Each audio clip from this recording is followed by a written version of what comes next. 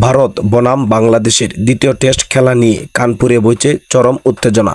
কিছুদিন আগে ভারতের হিন্দু সম্প্রদায় ভারত বনাম বাংলাদেশের এই খেলাটিকে বাতিল করার জন্য বিক্ষোভ করেছিল। তবে ক্রিকেটের নিয়ন্ত্রণ সংস্থা এই খেলাটি বাতিল করেননি।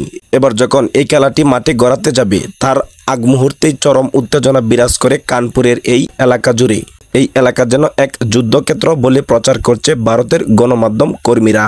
এমন বিশৃঙ্খলা পরিবেশের মাঝে বাংলাদেশ এবং ভারতের খেলা কিভাবে অনুষ্ঠিত হবে এবং কে দিবে এই নিরাপত্তা তা নিয়ে চিন্তায় আছে বাংলাদেশের ক্রিকেট বিশ্লেষকরা।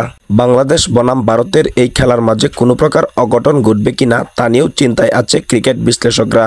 কানপুরের হিন্দু সম্প্রদায় ভারত বনাম বাংলাদেশের এই খেলাটিকে বাতিল করতে আবেদন করেছিল, কারণ বাংলাদেশে সাম্প্রতিক ঘটে যাওয়া ছাত্র আন্দোলনের ফলে তারা নাকি বলছে বাংলাদেশে হিন্দুদের উপর অত্যাচার করা হচ্ছে। আদৌ কি বাংলাদেশে হিন্দুদের উপর কোনো অত্যাচার করা হচ্ছে কিনা তা আপনারা সকলেই জানেন। তবে ভারত কিসের জন্য যে এমন ব্যবহার করছে তা আমাদের জানা নেই। এমন চরম উত্তেজনা বিরাজ করলে ভারত বনাম বাংলাদেশের খেলা মাঠে গড়াবে কিনা তা নিয়েই দুশ্চিন্তার বিষয়। আর যদি মাঠে গড়ায় তাহলে কি হতে যাচ্ছে বাংলাদেশ এবং ভারতের কপালে তা আমাদের জানার বিষয়। তবে আমরা এই প্রত্যাশাটাই করি যাতে বাংলাদেশের ক্রিকেটারদের কোনো ক্ষতি না হয়।